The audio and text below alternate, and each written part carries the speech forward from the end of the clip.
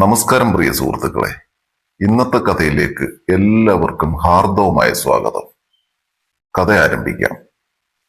കൗമാരകാലം മുതലുള്ള എന്റെ സ്വപ്നറാണിയാണ് സിനി ചേച്ചി.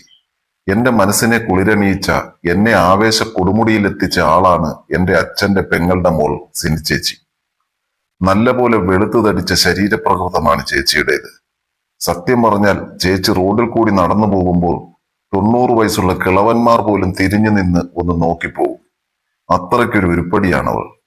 ചേച്ചിയുടെ വിവാഹം കഴിഞ്ഞ് ചേട്ടൻ ഗൾഫിലാണ്. അതുകൊണ്ട് ചേച്ചി ആകെ ബോറടിച്ചിരിക്കുകയായിരുന്നു. പിന്നീട് ഓരോരുത്തടുത്തും ചേച്ചി ജോലി അന്വേഷിക്കാൻ തുടങ്ങി. ഒന്നും നടന്നില്ല. ഭാഗ്യമെന്ന് പറയട്ടെ, അങ്ങനെ ഇരിക്കുമ്പോഴാണ് ചേച്ചിക്ക് PSC വഴി ലാസ്റ്റ് ഗ്രേഡായി പഞ്ചായത്തിൽ ജോലി കിട്ടിയത്.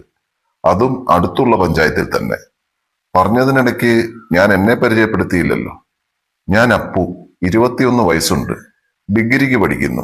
വീട്ടിൽ അച്ഛനും അമ്മയ്ക്കും ഏക മകൻ. അച്ഛന് കടയാണ്. പഞ്ചായത്തിൽ നിന്ന് വന്നു കഴിഞ്ഞാൽ ചേച്ചി വീട്ടിൽ തന്നെ ആയിരിക്കും, എങ്ങോട്ടും പോകാറില്ല. ചേച്ചി എപ്പോഴും സാരിയാണ് ഉടുക്കുക. സാരി ഉടുക്കുമ്പോഴുള്ള ചേച്ചിയെ ഒന്ന് കാണേണ്ടത് തന്നെയാണ്. ആ മുന്നും പിന്നും, അത് കാണുമ്പോൾ തന്നെ പെരുവിരൽ മുതൽ എനിക്ക് തരിച്ചു കയറും. ഇത്രയ്ക്കും സൗന്ദര്യമുള്ള ആ ചേച്ചിയെ കെട്ടിയ ചേട്ടനോട് എനിക്ക് അസൂയായിരുന്നു. അത്രയ്ക്ക് സൗന്ദര്യമില്ലെങ്കിലും അതിന്റെ പകുതി സൗന്ദര്യമെങ്കിലുമുള്ള ഒരു പെണ്ണിനെ എനിക്ക് കിട്ടണേ എന്ന് ഞാൻ പലപ്പോഴും ആഗ്രഹിച്ചു പോയിട്ടുണ്ട്. എന്തായാലും ആ പഴുത്തു തൊടുത്ത മാമ്പഴം തൊട്ടടുത്തുണ്ടായിരുന്നിട്ടും വെറുതെ നോക്കി നിൽക്കാനാ നമ്മുടെ വിധി. അങ്ങനെ ചേട്ടൻ നാട്ടിൽ ലീവിന് വന്നു. 2 മാസം കഴിഞ്ഞപ്പോഴത്തേക്ക് തിരിച്ചുപോയി. അപ്പോഴാണ് ഞാൻ അറിഞ്ഞത് ചേച്ചി ഗർഭിണിയാണെന്ന്. പിന്നീട് ഓരോ മാസവും പെട്ടെന്ന് കടന്നു പോയതുപോലെ തോന്നി. ചേച്ചി പ്രസവിച്ചു, ആൺകുഞ്ഞ്. പക്ഷെ സത്യം പറയാമല്ലോ, ചേച്ചിയുടെ മുഖത്ത് അതിന്റെ യാതൊരു ക്ഷീണവും കാണാനില്ലായിരുന്നു. ചേച്ചി വീണ്ടും ഒന്നുകൂടി വെളുത്തു തുടുത്ത് സുന്ദരിയായതുപോലെയാണ് എനിക്ക് തോന്നിയത്. അങ്ങനെ ഇരിക്കുമ്പോൾ ഒരു ദിവസം എന്നെ ഭാഗ്യം മാടി വിളിച്ചു. ചേച്ചിയുടെ അച്ഛൻ, അതായത് എന്റെ അപ്പച്ചിയപ്പൻ, കച്ചവടത്തിന്റെ എന്തോ ആവശ്യത്തിന് വേണ്ടി ബാംഗ്ലൂർ വരെ പോവുകയാണ്. അപ്പോൾ വീട്ടിൽ അപ്പച്ചിയും ചേച്ചിയും മാത്രമേ ഉള്ളൂ. അതുകൊണ്ട് എന്നോട് ഒരാഴ്ച അവിടെ ചെന്ന് നിൽക്കാൻ എന്റെ അമ്മയോട് പറഞ്ഞു. അമ്മ അത് എന്നോട് പറഞ്ഞപ്പോൾ എനിക്ക് അടക്കാനാകാത്ത സന്തോഷമായിരുന്നു. പക്ഷേ ഞാനത് പുറത്ത് കാണിച്ചില്ല. ആദ്യമൊക്കെ എനിക്ക് വയ്യാന്നൊക്കെ വെറുതെ പറഞ്ഞു. പിന്നെ മനസ്സില്ലാ മനസ്സോടെ എന്ന് നടിച്ച് സമ്മതം മൂളി. പിറ്റേന്ന് രാവിലെ തന്നെ ഞാൻ അപ്പച്ചിയുടെ വീട്ടിലേക്ക് പോയി. ആ അപ്പുവോ, വാ കയറുക മോനെ. അപ്പച്ചി എന്നെ വിളിച്ച് കസേരയിലിരുത്തി. അപ്പച്ചി പോയി ചായ ഇട്ടുകൊണ്ട് വന്നു. ചേച്ചി എവിടെ ഇല്ലായിരുന്നു, പഞ്ചായത്തിൽ പോയിരുന്നേത്. പിന്നെ എന്റെ മുറിയൊക്കെ റെഡിയാക്കി വെച്ചിട്ടുണ്ടായിരുന്നു അപ്പച്ചി. അങ്ങനെ ഞങ്ങൾ ഓരോ വിശേഷങ്ങളൊക്കെ പറഞ്ഞിരിക്കുമ്പോഴാണ് പെട്ടെന്ന് അടുത്ത വീട്ടിലെ തങ്കമണി ആന്റി അങ്ങോട്ടേക്ക് വന്നത്. എന്നെ കണ്ടപ്പോൾ ആന്റി എന്നെ ഒന്ന് നോക്കി ചിരിച്ചു കാണിച്ചു. പിന്നെ അപ്പച്ചി അങ്ങോട്ടേക്ക് വിളിച്ചു. മോനെ, നീ വിട്ടിരുന്ന് TV കാണ്. അതും പറഞ്ഞ് അപ്പച്ചി തങ്കമണി ആന്റിയുടെ കൂടെ പോയി. അങ്ങനെ ഞാൻ സോഫയിൽ കിടന്ന് TV കാണാൻ തുടങ്ങി. കുറച്ചു കഴിഞ്ഞപ്പോഴോ ഞാൻ അങ്ങ് ഉറങ്ങിപ്പോയി. അങ്ങനെ ഞാൻ നല്ല ഉറക്കത്തിൽ കിടക്കുമ്പോഴാണ് എന്നെ ആരോ തട്ടി വിളിച്ചത്. ഞാൻ കണ്ണു തുറന്നു നോക്കിയപ്പോൾ അത് സിനി ചേച്ചിയായിരുന്നു. ഞാൻ ഉറങ്ങുന്നത് നോക്കി ചേച്ചി ചിരിച്ചുകൊണ്ട് നിൽക്കുന്നു. പെട്ടെന്നാണ് ചേച്ചിയുടെ ചിരിയുടെ അർത്ഥം എനിക്ക് മനസ്സിലായത്. ഉറങ്ങിക്കിടന്ന എന്റെ ലുങ്കിയുടെ ഫ്രണ്ട് വശം കൂടാരം കെട്ടി നിൽക്കുന്നു. ഞാൻ പെട്ടെന്ന് ചാടി എഴുന്നേറ്റു. ഞാൻ ആകെ ചമ്മിപ്പോയി. അല്ല, ചേച്ചി എപ്പോൾ വന്നു?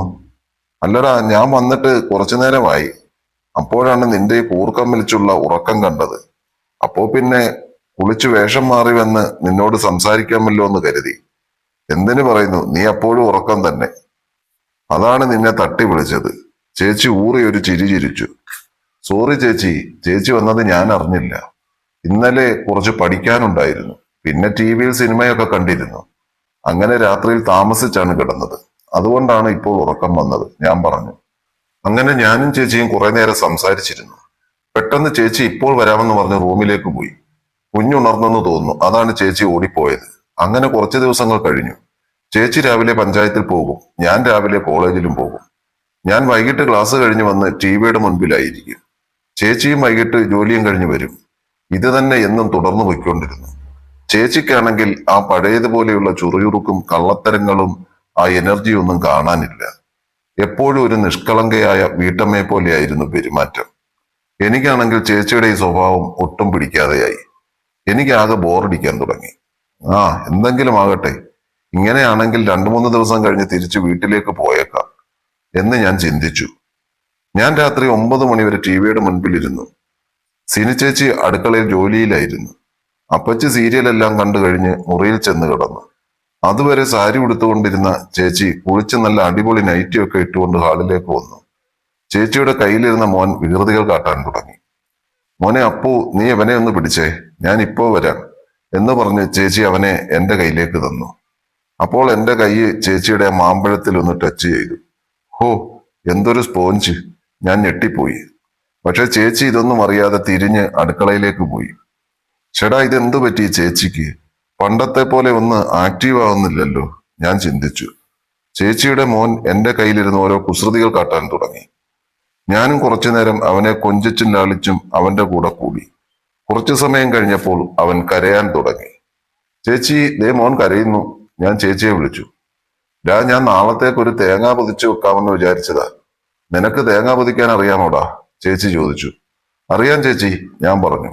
എന്നാൽ നീ എനിക്കൊന്ന് പൊതിച്ചു തരാമോ? അതിനെന്താ ചേച്ചി, ഞാൻ പൊതിച്ചു തരാം. എന്നാൽ ഒരു കാര്യം ചെയ്, നീ ഒരു 2 എണ്ണം പൊതിച്ചിട്ടു. അതും പറഞ്ഞ് ചേച്ചി 2 തേങ്ങ അടുക്കളയിൽ നിന്ന് എടുത്ത് വർക്ക് ഏരിയയിലേക്ക് ഇട്ട് തന്നു. ഞാൻ അതിൽ നിന്നൊരു തേങ്ങ എടുത്ത് പൊതിക്കാൻ തുടങ്ങി. ചേച്ചി മോനെ കളിപ്പിച്ചുകൊണ്ട് ഞാൻ തേങ്ങ പൊതിക്കുന്നത് നോക്കി നിന്നു. ഞാൻ ഇടയ്ക്കിടെ ചേച്ചിയെ നോക്കിക്കൊണ്ടിരുന്നു. പെട്ടെന്ന് ചേച്ചി പറഞ്ഞു, നിനക്ക് പൊതിക്കാൻ വലിയ വശമില്ലെന്ന് തോന്നുന്നല്ലോ. എത്ര താമസമാ ഒരു തേങ്ങ പൊതിക്കാൻ? ഇങ്ങനെയാണെങ്കിൽ നീ കുറെ കഷ്ടപ്പെടും. അത് കേട്ടപ്പോൾ ഞാൻ ചേച്ചിയെ നോക്കി ഒന്ന് ചിരിച്ചു. എന്നിട്ട് പറഞ്ഞു, അത് ചേച്ചി എന്താണെന്നറിയില്ല, ഈ തേങ്ങയ്ക്ക് തൊണ്ട് കുറവായതുകൊണ്ടാണെന്ന് തോന്നുന്നു താമസം. ചേച്ചി മൂളി. എന്നിട്ട് പറഞ്ഞു, നിനക്ക് വയ്യെങ്കിൽ മാറ്, ഞാൻ പൊതിക്കാം. ചേച്ചി കളിയാക്കിക്കൊണ്ട് പറഞ്ഞു. ഓ വേണ്ട ചേച്ചി, എനിക്ക് പറ്റുമെന്ന് നോക്കട്ടെ. തേങ്ങ പൊതിച്ച് വലിയ പരിചയമൊന്നും എനിക്കില്ലല്ലോ. ഞാൻ വേഗത കൂട്ടി പൊതിക്കൽ തുടർന്നു. ഇടയ്ക്കിടയ്ക്ക് ഞാൻ ചേച്ചിയെ ഒളികണ്ണിട്ട് നോക്കുന്നുണ്ടായിരുന്നു. പെട്ടെന്ന് ചേച്ചി ഉറങ്ങിയ കുഞ്ഞിനെ കിടത്താനായി അകത്തേക്ക് പോയി. തിരികെ വന്നപ്പോൾ കയ്യിൽ 2 തേങ്ങ കൂടി ഉണ്ടായിരുന്നു. ഇതെല്ലാം കൂടി എന്തിനാ ചേച്ചി? ഞാൻ ചോദിച്ചു.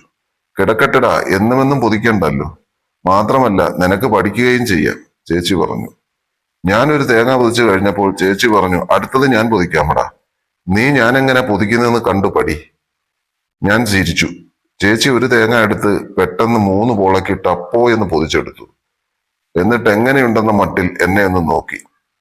ചേച്ചി തേങ്ങ പൊതിക്കുമ്പോൾ ചേച്ചിയുടെ ആ ശരീരത്തിലെ മുഴുത്ത അവയവങ്ങൾ കിടന്ന് തുള്ളിച്ചാടുന്നത് ഞാൻ നോക്കി നിന്നു. ഹോ, എനിക്ക് നിയന്ത്രണം വിടുമോ എന്ന് തോന്നിപ്പോയി. എന്റെ നോട്ടം ചേച്ചി കണ്ടു. ചേച്ചി അത് അറിഞ്ഞ ഭാവം നടിച്ചില്ല. അങ്ങനെ മറ്റു 2 തേങ്ങകളും കൂടി ചേച്ചി തന്നെ പൊതിച്ചു.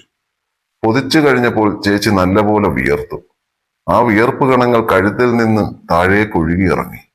എന്റെ സർവ്വ നിയന്ത്രണവും വിട്ടു എന്ന് തന്നെ പറയാം. ഇതൊന്നും ശ്രദ്ധിക്കാതെ കുനിഞ്ഞു നിന്ന് തേങ്ങയുടെ തുണ്ടുകളെല്ലാം പറക്കി മാറ്റിയിടുകയായിരുന്നു ചേച്ചി. ഞാൻ പതുക്കെ ചേച്ചിയുടെ അടുത്ത് ചെന്ന് ആ പിൻഭാഗത്തൊന്ന് തടവി. പെട്ടെന്ന് ചേച്ചി ഞെട്ടി നേരെ നിവർന്നു നിന്നു. ഞാൻ പേടിച്ചുപോയി. ഞാൻ വിചാരിച്ചു എനിക്ക് ഇപ്പോൾ തന്നെ അടി കിട്ടുമെന്ന്. പക്ഷെ സംഭവിച്ചത് മറ്റൊന്നായിരുന്നു. ചേച്ചി ഒരു കള്ളച്ചിരിയോടെ എന്നോട് പറഞ്ഞു, രാത്രിയിൽ ഞാൻ കതക് ചാരിയിട്ടേക്കാം, നീ അങ്ങോട്ട് വന്നാൽ മതി, നമുക്ക് തേങ്ങ പൊതിക്കാം. ഇതും പറഞ്ഞ് ചേച്ചി ചിരിച്ചുകൊണ്ട് അകത്തേക്ക് കയറിപ്പോയി. ഞാനാണെങ്കിൽ അസ്തപ്രജ്ഞനെ പോലെ ചേച്ചിയെ നോക്കിക്കൊണ്ട് അവിടെ തന്നെ നിന്നു.